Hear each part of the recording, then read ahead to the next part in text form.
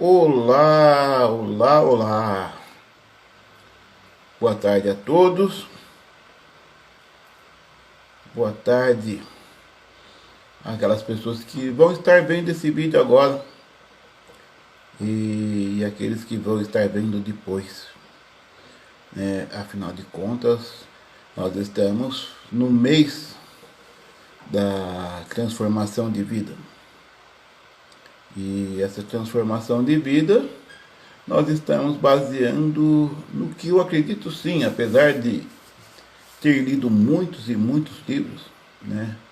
E todo dia estar buscando um novo conhecimento, eu tenho percebido que muito daquilo que hoje nós praticamos no nosso dia a dia, muito daquilo que está na maioria dos livros sobre desenvolvimento humano, se encontra nas palavras da sabedoria contidas na Bíblia. E hoje nós vamos estar falando sobre autoridade, que é também um dos princípios, uma das chaves que vai nortear a nossa transformação de vida. Afinal de contas, muitos hoje matam e morrem por terem sido empossados de autoridade.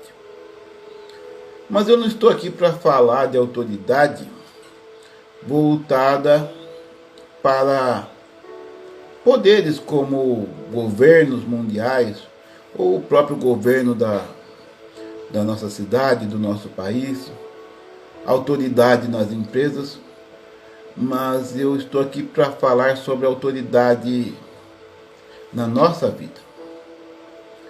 Como que nós lidamos com a autoridade que muitas vezes nos é delegada.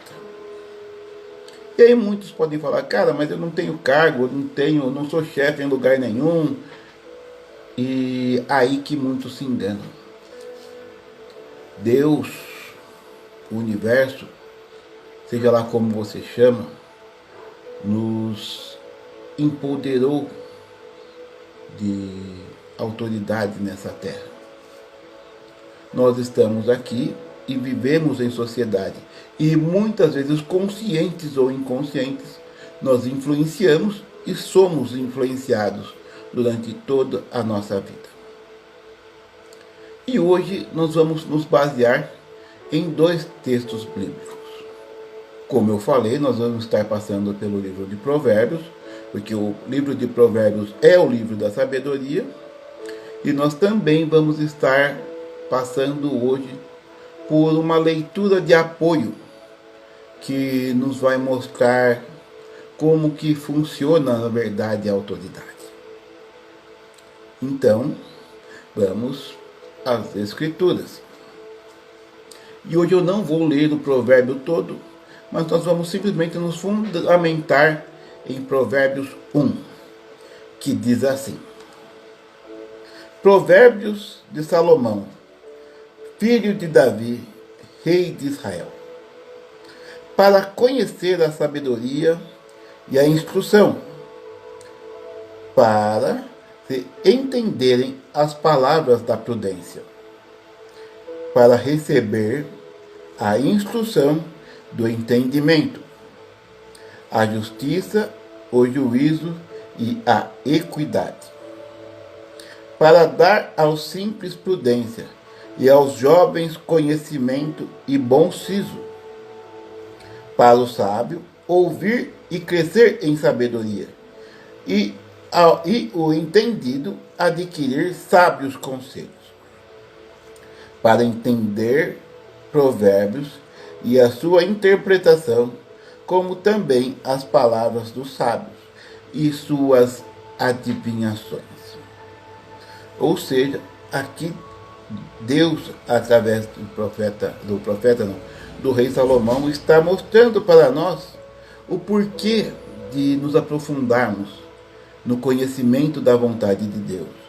E isso mostra que, quando nós temos o conhecimento, isso nos livra, né, ou seja, nos aproxima da justiça, nos aproxima do juízo, nos faz crescer em sabedoria, nos faz adquirir ou dar sábios conselhos.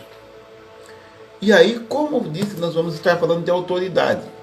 E sobre autoridade, eu quero falar hoje sobre autoridade nas nossas casas, nas nossas vidas, e como nós temos lidado com essa autoridade.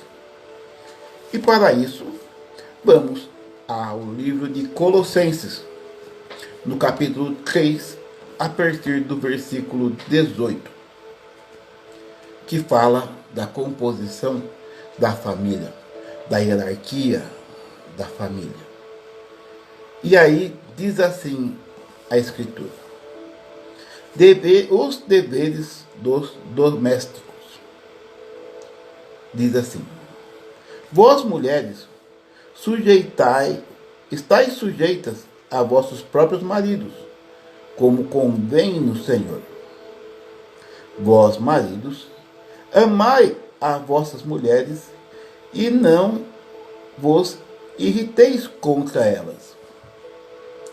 Vós, filhos, obedecei em tudo a vossos pais, porque isto é agradável ao Senhor. Vós, pais, não irriteis aos vossos filhos, para que não percam o ânimo. Vós, servos, obedecei em tudo a vossos senhores segundo a carne, não servindo só na aparência, para agradar aos homens, mas em simplicidade e de coração, temendo a Deus. E tudo quanto fizerdes, fazei-o de todo o coração, como ao Senhor, e não a homens, sabendo que recebereis do Senhor o galardão da esperança, porque a Cristo o Senhor servis. Mas quem fizer agravo, receberá o agravo que fizer, pois não há acepção de pessoas. E aí nós falamos de diversos tipos de autoridade. Autoridade do marido sobre a esposa, da esposa sobre o marido, dos pais sobre os filhos, do patrão com o empregado. E diz aqui: vós, mulheres, estáis sujeitas aos vossos maridos. E aí que entra muitas vezes a confusão da religião, que diz que a mulher tem que obedecer ao marido e muitas vezes se sujeitar a situações que nós sabemos que muitas vezes não trazem benefício para a família. Diz também: vós, maridos, amai as vossas mulheres. Em um outro trecho, Jesus ensina que o marido deve amar a esposa como Cristo amou a igreja. Ou seja, assim como a Bíblia nos ensina que as mulheres devem estar sujeitas aos maridos como a Cristo, em contrapartida mostra que o marido deve estar sujeito a dar a sua vida pela sua mulher. E muitas vezes o dar a sua vida não é só dar o dinheiro, levar o sustento para casa. É muito mais do que isso. É realmente morrer para a vida anterior. Deixar muitas vezes os amigos, o futebolzinho de sexta-feira, deixar os contatinhos, as amiguinhas, ou as mulheres, os amiguinhos. É deixarem realmente de viver uma vida só, ou uma vida de divisão, e passarem realmente a ser o marido dar a vida pela mulher, e a mulher olhar para o marido como olharia para Cristo. Afinal de contas, o marido é o salvador da família, é o guia da família, é aquele que vai dar a vida pela família. E fala também da autoridade com os filhos, fala para os pais não aborrecer aos filhos. E os filhos também respeitarem os pais. O que tem acontecido hoje? Os pais não respeitam os filhos. E aí cobram dos filhos respeito. Por causa que eles acham que têm autoridade. Mas a autoridade é muito mais do que simplesmente estar num degrau acima. É dar a vida pelo outro.